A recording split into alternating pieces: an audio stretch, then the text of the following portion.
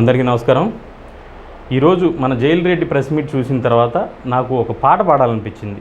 మీరు వినాల్సిందే, ఇని తీరాల్సిందే, ఇని చావాల్సిందే. జైలు రెడ్డి పాలనని 5 సంవత్సరాలు బరాయించినటువంటి మీరు 5 సెకండ్లు నా పాట వినలేరా, బరాయించలేరా? వినండి. సాంప్రదాయిని సుప్పిని శుద్ధపూసని అనే పాట నాకు ఇవాళ పదే పదే బాగా గుర్తుకొస్తూ ఉంది.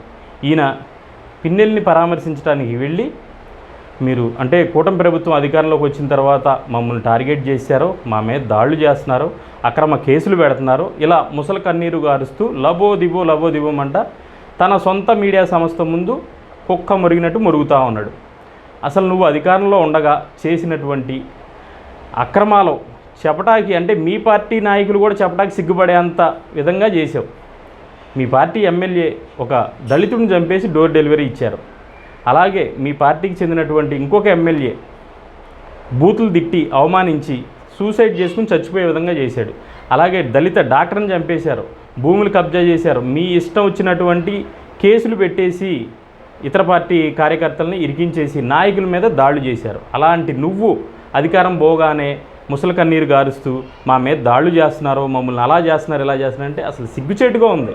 మీరు చేసినటువంటి అక్రమాలు దాడులు ఒక్కసారి గుర్తు తెచ్చుకో జగన్ రెడ్డి. సిగ్గుతో మీ పార్టీ నాయకులే సిగ్గుతో చచ్చిపోయే విధంగా మీరు బిహేవ్ చేశారు.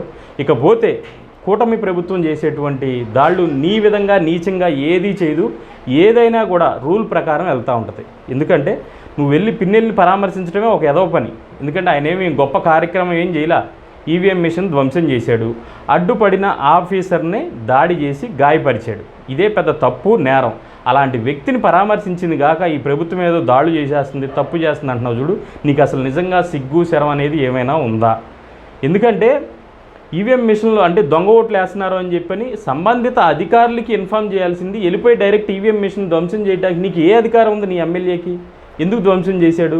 అడ్డుపడినటువంటి ఆఫీసర్ మీద దాడి చేసి అలాగే అక్కడ ఉన్నటువంటి స్థానిక కార్యకర్తల మీద దాడి చేసి ఈవీఎం మిషన్ ధ్వంసం చేస్తే నువ్వు ఆ సన్నాసికి వెళ్ళి సపోర్ట్ చేస్తూ మళ్ళీ పనికి మాలిన మాటలు మాట్లాడటం ఎంతవరకు సబబు? అలాగే ఆ పోలీస్ ఆఫీసర్ విషయానికి వస్తే చిన్న దెబ్బే, అది పెద్ద దెబ్బ కాదు, ఆ దానికే హత్యాయత్నం కేసు పెట్టేశారు అని చెప్పి నువ్వు వాగుతూ ఉన్నావు. నీ మీద ఎయిర్పోర్ట్లో కోడికత్తి డ్రామా నువ్వు గీపించుకుందే. అది కూడా ఏంటంటే గోరుతో గీరితేనే ఇంకా ఎక్కువగా గాయం అవుద్ది. అలాంటిది నువ్వు చాలా ప్లానెడ్గా పైన గీపించేసుకుని లబోదిబోమంట నా మీద హత్యాయత్నం చేశారో, నన్ను చంపేయాలనుకున్నారో, నన్ను అంతమందించామని చెప్పి చూశారో అని చెప్పని ఇక్కడ నుంచి పారిపోయి హైదరాబాద్లో నీ సొంత డాక్టర్లతో ట్రీట్మెంట్ చేయించుకున్నావు. అదేమో హత్యాయత్నం.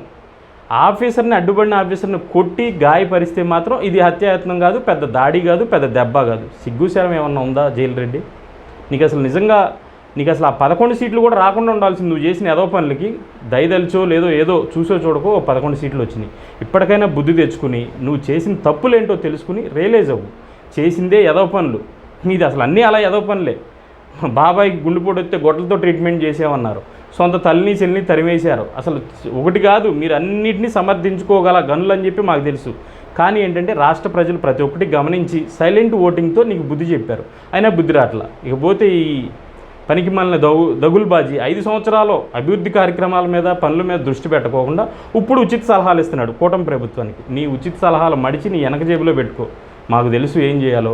ఏదైతే వాగ్దానాలు ఇచ్చారో తప్పకుండా ఈ 5 సంవత్సరాలలో నెరవేరుస్తారో, అలాగే నువ్వు ఏదైతే అవినీతి అక్రమాలు చేశారో వాటి మీద కూడా చర్యలు తీసుకుని తాట తీస్తారు. దీనిలో ఏ విధమైన డౌటు లేదు. నీ పార్టీకి చెందినటువంటి నాయకులు కార్యకర్తలు ఇష్టానుసారం పర్మిషన్ లేకుండా బిల్డింగ్లు కట్టేస్తే వాటిని చూస్తూ ఊరుకుంటారా? తప్పకుండా కూలుస్తారు. పర్మిషన్ తీసుకుని నిజాయితీగా ఉన్నదాన్నటువంటి దేన్నైనా కూలిస్తే అప్పుడు నువ్వు లబోదిబోమను. నీదే ఉంది దొంగ చరిత్ర, సన్నాసి చరిత్ర. జిల్లాకో ఎయిర్పోర్ట్ అన్నావు, జిల్లాకో ఆఫీసు అక్రమంగా సంపాదించిన డబ్బుతో అక్రమ మార్గంలో ఆఫీసులు కట్టేసుకున్నావు. వాటిని కోల్చకుండా ఉంటారేంటి? తప్పకుండా కూలుస్తారు. ఎందుకు వదలాలి? నువ్వు అక్రమ మార్గంలో నీ ఇష్టానుసారం నాదే అధికారం, ఇంకో 10 సంవత్సరాలు 5 సంవత్సరాలు నేనే ఉంటానని చెప్పని విర్రవీగి కట్టుకున్నటువంటి అక్రమ కట్టడాలని తప్పకుండా ప్రభుత్వం కూలుస్తుంది, కూల్చి తీరుతుంది. ఎందుకంటే అది ప్రజాధనం, ప్రజలకు ఉపయోగపడేటువంటి స్థలాలని ప్రజలకు ఉపయోగపడే విధంగా చేస్తుంది కూటమి ప్రభుత్వం. కాబట్టి నీ ఉచిత సలహాలు ఏదైనా ఉంటే మడిచి వెనకజేవులో పెట్టుకో. నువ్వు చేసినటువంటి ఎదవ పనులు ఏదైతే ఉన్నాయో అవన్నీ ప్రజలు చూశారో.